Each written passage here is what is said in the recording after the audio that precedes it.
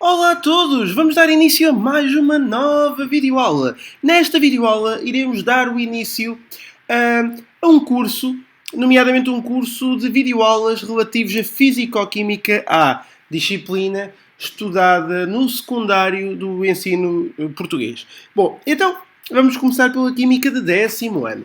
Então para isso eu tenho que partir aqui de um pressuposto. Eu não posso estar aqui a estudar matéria do 9º ano, tem que compreender, estamos já no 10º ano, mas algumas matérias eu ainda terei que repetir um pouco, até para considerar como bases no resto do estudo da disciplina. Vamos então começar pela constituição do átomo. Eu acho que é a melhor forma para podermos começar. Então, constituição do átomo. Bom, é muito importante saber distinguir átomo de íon, de molécula. Já aqui vamos. Vamos começar pelo átomo. E o átomo, para saber o que é e como é constituído, é simples. Ora, vejam, o átomo acaba por ser constituído por um núcleo e por uma nuvem, ao qual chamamos nuvem eletrónica. É onde se encontram os eletrões. Ora, no núcleo, por sua vez, verificamos que existem prótons e neutrões. Portanto, já aqui na nuvem eletrónica, como eu tinha dito, existem os eletrões. Bom, vejamos então. Os prótons têm carga positiva, os neutrões têm carga nula e os eletrões têm carga negativa. Então aqui podemos conferir ao núcleo uma carga total positiva. Já a nuvem eletrónica, uma carga total negativa, e ao átomo, uma carga elétrica nula. Muita atenção, o átomo não possui carga elétrica. Bom, então vamos aqui recapitular. O átomo tem um núcleo constituído por prótons e neutrões e à sua volta tem os eletrões numa nuvem eletrónica. Ok? Vamos então avançar. O átomo pode ser representado com um símbolo químico que normalmente é uma letra inicial do nome, pode ser constituída por duas, uma maiúscula e outra minúscula a seguir. Não pode ter duas minúsculas, isso é impossível, e se tiver duas maiúsculas é porque temos dois átomos e não só um, ok? Cá em baixo temos o Z e em cima o A. Então, reparem que o X é a primeira letra referente ao elemento químico, primeira letra referente ao elemento químico. O Z acaba por ser o número atómico que nós iremos considerar, porque é o número de prótons, e o A é a massa atómica relativa. Massa atómica relativa, representada normalmente por AR. Tá bom? Já vamos ver melhor o que isto é. Já agora, por curiosidade, se ao A tirarmos o Z, obtemos o número de neutrões. Recordo-vos que no núcleo existe prótons e neutrões. Se eu tenho os prótons e a massa, então terei que ter os neutrões por diferença. Tá bom? Está aqui representado. A questão é, então, e se em vez de átomo eu tiver um íon? Então aqui terei de dar exemplos. Imaginem o magnésio. O magnésio tem o número atómico 12, e então, reparem que o primeiro nível é preenchido com 2, o segundo é preenchido com 8. Sobram 2. Então, se sobram 2 apenas, eletrões valência, eu sei que o meu magnésio na forma iónica fica 2+.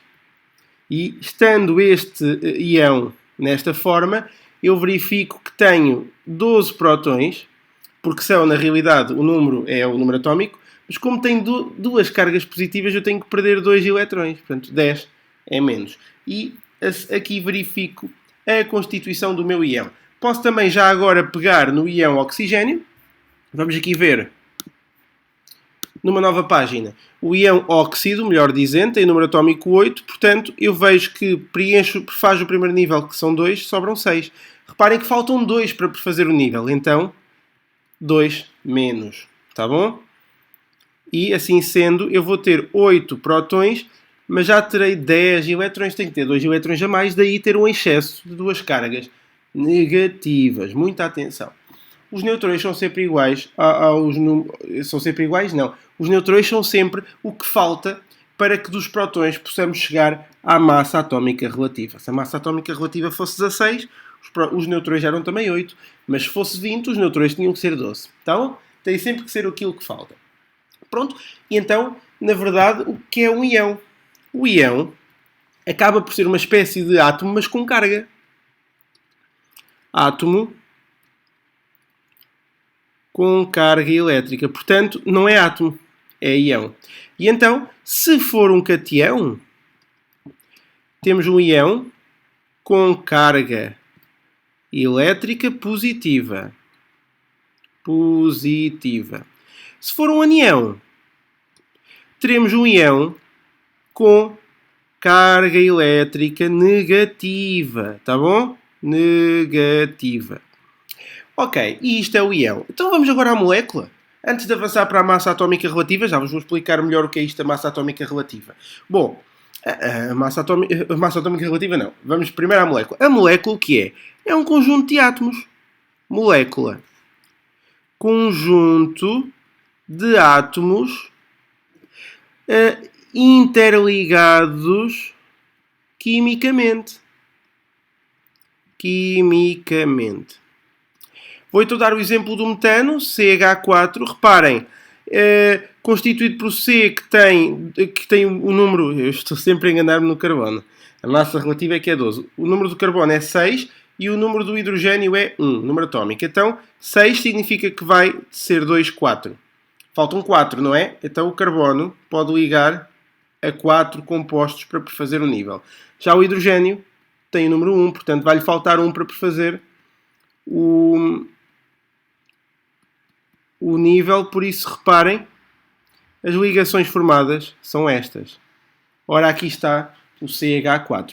Quanto à estrutura de ligação, já lá vamos. Mais tarde. Agora resta-me que vocês entendam que isto é uma molécula. Porque são 5 átomos interligados quimicamente. Tá bom? Espero que não restem assim grandes dúvidas. Pela regra do octeto, eu vejo que o carbono tem 8 eletrões de valência. 1, 2, 3, 4, 5, 6, 7, 8. Já o hidrogênio tem 2, porque na verdade ele está prestes a prefazer o nível com 2. Portanto, só lhe faltava 1. Já o carbono, como está prestes a prefazer o nível com 8, tem que ter 8. Regra do octeto, aqui se vê a regra do dueto. Desculpem-me a brincadeira, porque não existe. Ok, está visto. Vamos então agora andar um bocadinho para trás para poder ver a massa atómica relativa. Mas para isso eu tenho que dar a definição de isótopos, porque nós temos que perceber o que são isótopos. Basicamente, imaginem que temos átomos com o mesmo símbolo químico, isto é, átomos com a mesma quantidade de prótons, mas cujo tamanho do átomo possa diferir.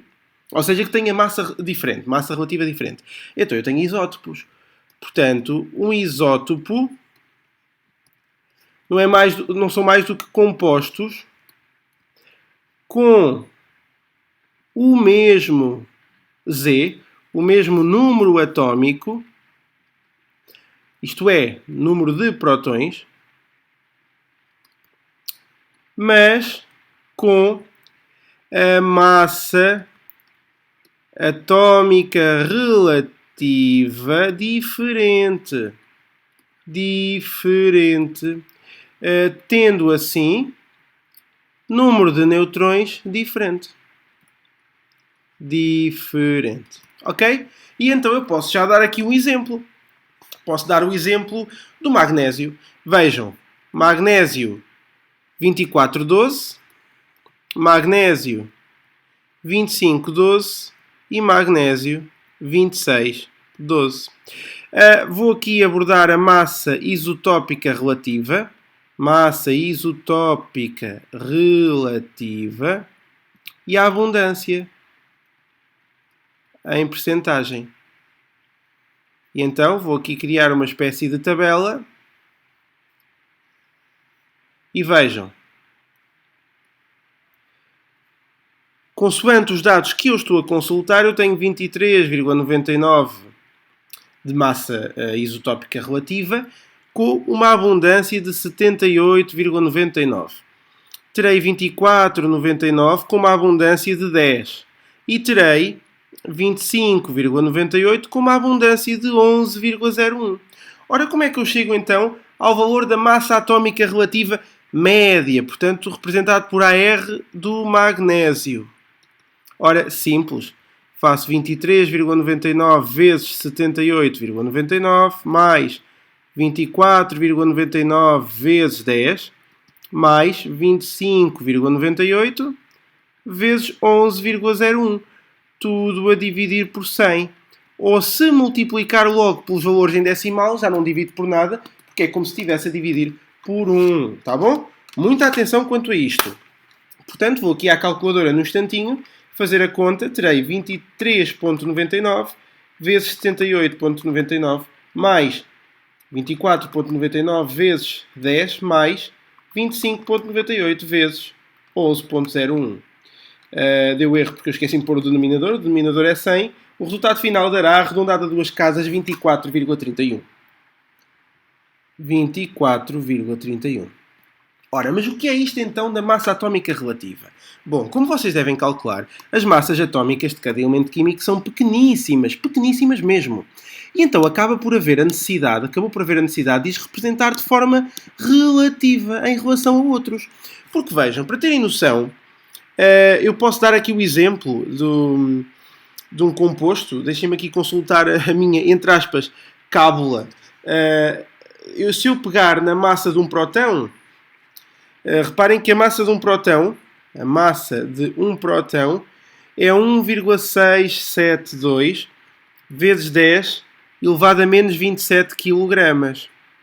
Bom, já a massa do neutrão, que representar como N, é melhor escrever neutrão, será 1,675, é um bocadinho maior, 1,675 vezes 10 elevado a menos 27 também kg. Bom, isto era impensável, não é?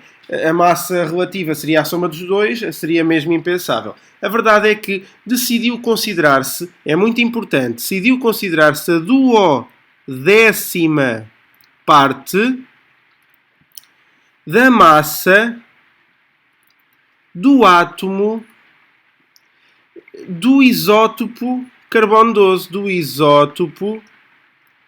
carbono 12.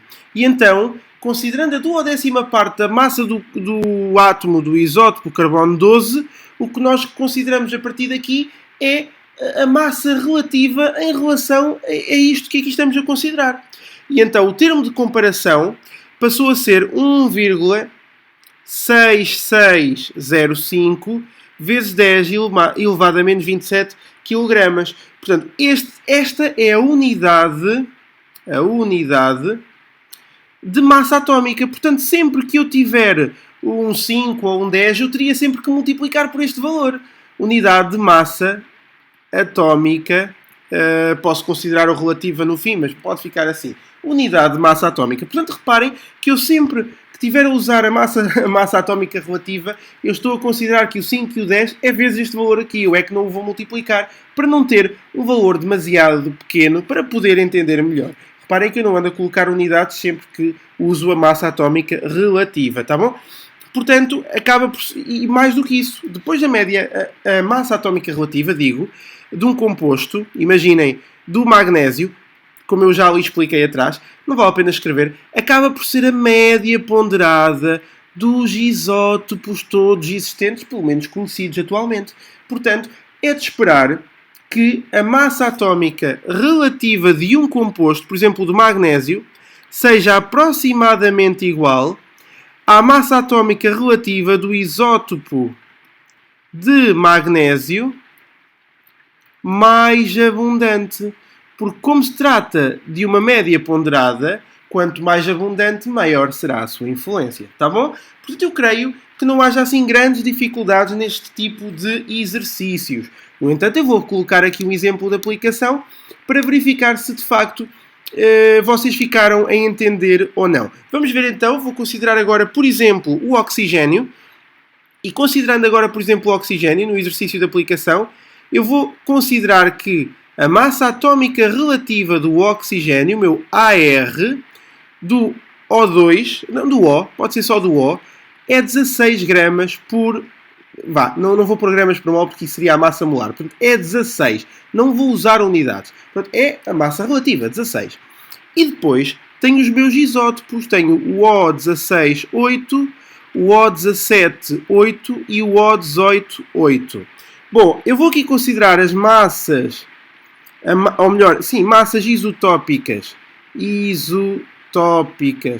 relativas, e aqui vou considerar as suas abundâncias em percentagem.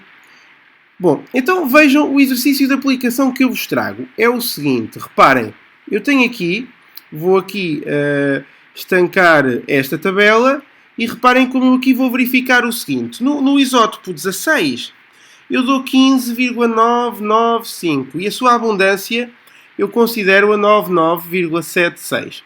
Bom, aqui eu vou dar o 16,999, mas não dou a abundância. E neste não dou a massa relativa e dou a abundância. Portanto, o exercício incidiria no preenchimento da tabela. Reparem que é fácil preencher a abundância, porque eu sei que a soma dos três tem que dar 100.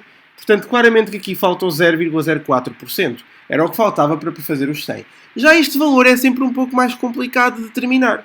Mas visto que me dizem a média da massa atómica relativa, que é 16, eu posso então partir do princípio que tenho 15,995 vezes 99,76 mais 16,999 vezes 0,04 mais x vezes 0,20, tudo a dividir por 100, igual ao 16, que é a média da massa atómica relativa do íon óxido, como me é dito. Então eu vou concluir que 0,20x será igual a 1600 menos 15,995 vezes 99,76 menos 16,999 vezes 0,04. E então, por fim, o meu x terá que ser este resultado a dividir por 0,20. Eu vou já aqui colocar o sinal de fração com o 0,20 e em cima vou ter 1600 menos 15,995 vezes 9,976 menos 16,999 vezes 0,04. E reparem que o resultado dará em numerador 3,65884, que a dividir por 0,2 dará 18,29. E este é o valor da massa atómica relativa do isótopo óxido 18. Ok? E assim estaria o exercício resolvido e estaria este valor devidamente calculado. Tá bom? Portanto, quanto à massa atómica relativa, eu posso dar como... Posso concluir como dada, visto que não há muito mais a poder ser explicado. Agora vou dar um pulo muito grande, porque agora eu vou explicar... já sabe o que é um átomo, íon, uma molécula, já sabe o que é massa atómica relativa, isótopos. Vou agora falar de moles, massas molares, constantes de Avogadro e fração mássica, fração molar e percentagem em massa. Vamos então, sem mais demoras, fechar as páginas todas necessárias para o efeito e poder então dar-vos um bocadinho mais de teoria relativamente a toda esta questão. Bom, é muito importante saber o que é a massa molar agora. A massa molar não é mais do que o mesmo valor da, ia dizer que, mas fica mais correto, o mesmo valor da massa atómica relativa em unidades grama por mol. Muita atenção. A partir de agora eu pego na massa atómica relativa, coloco-lhe unidades gramas por mol e obtenho a massa molar. Está certo? Portanto, por exemplo, no carbono, a massa atómica relativa do carbono era 12,01. Então a massa molar do carbono será 12,01 gramas por mol.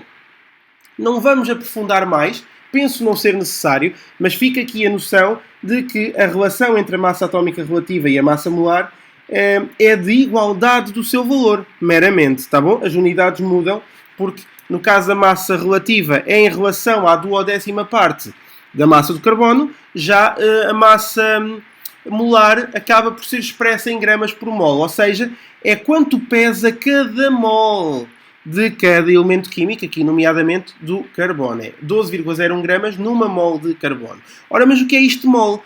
Pronto, mol é a quantidade química. E a quantidade química, que normalmente é mol, obtém-se pela razão da massa, pela massa molar. E a massa molar é consultada na tabela periódica. A massa é quantificável, portanto, o meu número de mols é o quociente entre a massa e a massa molar de um composto. Portanto, como a massa vem em gramas e a massa molar em grama por mol, o resultado final virá em mol, como é lógico. Portanto, aqui está a forma de cálculo do número de mols. Bom, a questão é que também me interessa quantificar o número de átomos, o número de moléculas, o número de íons, o número de eletrões, o número de prótons. E então, para isso, a lei de Avogadro funciona perfeitamente. Reparem, lei de Avogadro. Eu quis só em tom de brincadeira, enquanto estudava, eu sempre pensei que se dissesse lei de Avogadro. Vejam, com o D antes do V. Advogadro. Eu pensava, então, mas advogado, então, mas o rapaz estudou Direito e inventou uma lei química, como é que é possível? Só uns anos mais tarde é que eu percebi que não era advogado e sim avogado. É um bocado cómico. Confesso que tinha a obrigação de, na altura, ter logo percebido. Passou-me completamente. Mas a verdade é que é a lei de Avogadro. O que é que a lei de Avogadro me diz antes de aplicar aqui a fórmula?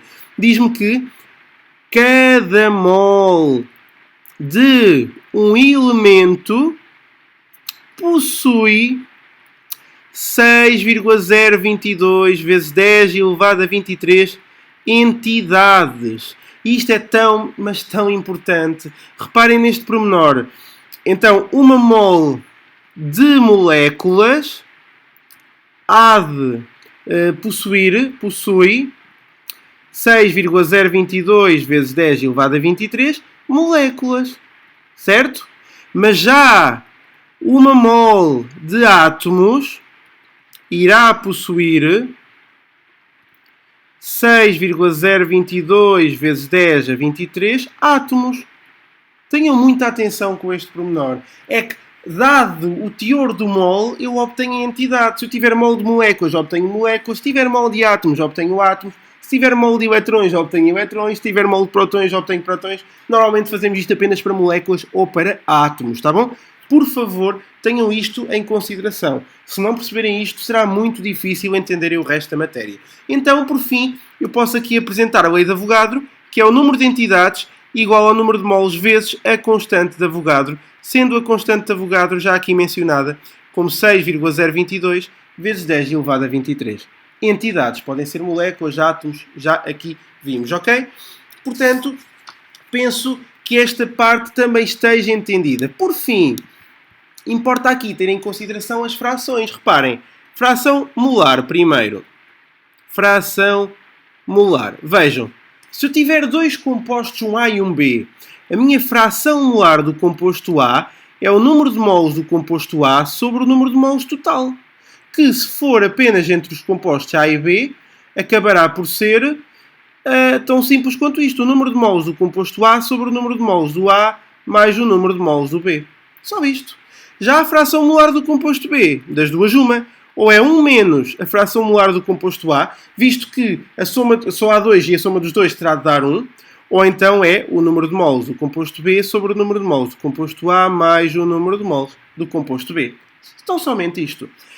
E assim temos a fração molar. Quanto à fração mássica? Fração mássica. Bom, podemos representar por ômega minúsculo A, e então será a fração da massa do composto A sobre a massa total, que neste caso seria a massa de A mais a massa de B, admitindo que só há 2. Se fosse a fração mássica em B, ou é 1 menos a fração mássica em A, ou então será a massa de B sobre, massa de B sobre massa de A mais massa de B. Já agora, a percentagem em massa, uma forma de representar concentrações, acabará por ser, imaginem que era para o composto A, a fração mássica de A vezes 100%. E assim teríamos também a percentagem mássica determinada, tá bom? Mas nada do que resolver exercícios para perceber melhor isto, então vou partir para a resolução do exercício, onde depois poderei dar por finalizada esta matéria, visto que a parte fundamental, pelo menos, eu considero que já está a ser dada, tá bom? Deixem-me então fechar. Vou precisar de algumas páginas para fazer este exemplo de exercício. Vamos aqui abrir a página número 2, talvez a 3 e a 4 ainda, vamos ver. E este exercício, o exemplo 1, já deveria ser o 2, porque eu já dei um atrás, mas não há problema, diz o seguinte: considera 2 moles do gás metano. Portanto, o N do gás metano são 2 moles. E 88 gramas do dióxido de carbono. Portanto, a massa do CO2, 88 gramas. nas mesmas condições de pressão e temperatura. Não vamos aqui aprofundar isto, mas mais tarde ainda neste ano, neste 10º ano de Química, iremos falar relativamente a pressões e temperaturas de gases. Portanto, é muito importante ter isto em consideração. Agora, isso vai-nos fugir um bocadinho ao exercício. E então, é pedido para calcular as massas molares, do metano e do CO2. Portanto, a linha A, massa molar do metano. Ora, como devem calcular, há de ser a massa molar do carbono mais 4 vezes a massa molar do hidrogênio. Portanto, 12,01 mais 4 vezes 1,01. Ora, então terei 16,05 gramas por cada mol de metano. Ok? Já a massa molar do CO2 será a massa molar do C mais 2 vezes a massa molar do oxigênio. Portanto, será 12,01 mais 2 vezes 16, que dará 32 mais 12,01, 44,01 gramas por cada mol. E então a linha A estava resolvida. Creio que não gera grandes dúvidas. Quanto à linha B, pede para calcular as frações mássicas de carbono em cada um dos gases. Está bom? Ora, é preciso ter em consideração que para o CH4 eu tenho 2 mols. Se em cada mol eu tenho 16,05 gramas de CH4 e 12,01 gramas de carbono, não será por demais evidente que a fração mássica do carbono terá de ser 2 vezes o 12,01, porque estou em 2 mols, a dividir por 2 vezes o 16,05, porque estou a considerar 2 mols também do CH4, está bom? O 2 até vai simplificar, mas que fica aqui esta consideração feita e tenho 12,01 a dividir por 16,05, o resultado dará aproximadamente 0,75 e isto é a fração de carbono em todo o gás metano. Para o gás CO2, reparem, para o gás CO2 eu sei que primeiro, chegar ao número de mols de CO2 vai ajudar. O número de mols de CO2 é a sua massa a dividir pela massa molar, ou seja, 88 a dividir por 44,01. Isto é aproximadamente 2 mols também. E a partir daqui eu posso então estar em condições de afirmar que a fração mássica do carbono será 2 vezes 12,01 sobre 2 vezes, e agora reparem, a massa do CO2, mas a massa do CO2 eu nem preciso multiplicar porque ela até era dada. Eu ia fazer 2 vezes o 44, mas a verdade é que é dada a massa, são 88 gramas. Ora, assim sendo, 2 vezes 12,01 a dividir por 88 dará 0,27 e esta é a fração molar de carbono, a fração mássica de carbono em todo o dióxido de carbono, tá bom? Portanto, a linha B estaria também assim respondida. Vamos à linha C. O que é que pede a linha C? Bom, a linha C diz calcula o número de átomos de hidrogênio existentes no gás metano e o número de átomos de oxigênio existentes no dióxido de carbono. Portanto, número de átomos de hidrogênio em CH4. Reparem, eu sei que tenho 2 mols de CH4. Portanto, o que eu vou aqui fazer é calcular o número de moléculas. O N será 2 vezes a constante de Avogadro, 6,022 vezes 10 elevado a 23. Ora, isto dará 1,2044 vezes 10 a 24 moléculas de CH4. Mas uma molécula de CH4 não está para 4 átomos de hidrogênio? Então, 1,2044 vezes 10 elevado a 24 estará para x. E o meu x será 1,2044 vezes 10 elevado a 24 vezes 4 a dividir por 1.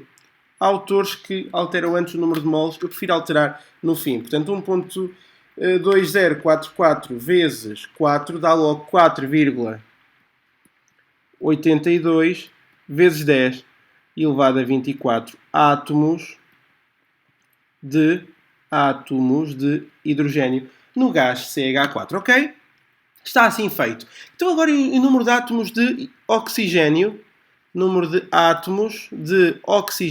em CO2. Portanto, número de átomos de óxido, se assim preferirmos dizer. Ora, eu mais uma vez vou aqui calcular para o CO2. Primeiro, portanto, o N será 2 vezes 6,022 vezes 10 a 23, que dará 1,2044 vezes 10 elevado a 24 moléculas de CO2. Então concluo que uma molécula de CO2 está para 2 átomos de oxigênio. Então os meus 1,2044 vezes 10 elevado a 24 estarão para Y, para não repetir o X. E o meu Y será 1,2044 vezes 10 elevado a 24 vezes 2 sobre 1. Isto dará 2,4088 vezes 10 elevado a 24. E agora Q, átomos de oxigênio, tá bom? Portanto, átomos de oxigênio. Não se percebe bem, mas vocês conseguem ouvir e conseguem entender que obtivemos então 2,4088 vezes 10 elevado a 24 átomos de oxigênio, ok? Metade em relação ao número de átomos de hidrogênio no CH4. Certo? Pronto, fica assim respondido. A linha D, numa nova página, a linha D, o que é que pede? Pede as frações molares de cada gás depois de misturadas as duas amostras. Ora, como eu tenho 2 moles de cada, é muito fácil. A fração molar, por exemplo, do CO2 será o número de moles do CO2 sobre o número de moles do CO2 mais o número de moles do CH4. Ora, isto é simples porque é 2 sobre 2 mais 2, que dá 0,5.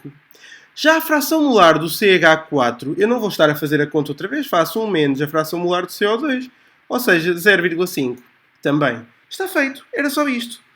Agora, a fração mássica de cada gás, depois de misturadas as duas amostras. Bom, aqui teremos a fração mássica do CO2, acaba por ser a massa de CO2, 88, sobre a massa do CO2, 88, mais a massa do CH4. Mas reparem, a massa do CH4, se eu sei que tenho 2 moles, o N é a massa a dividir pela massa molar.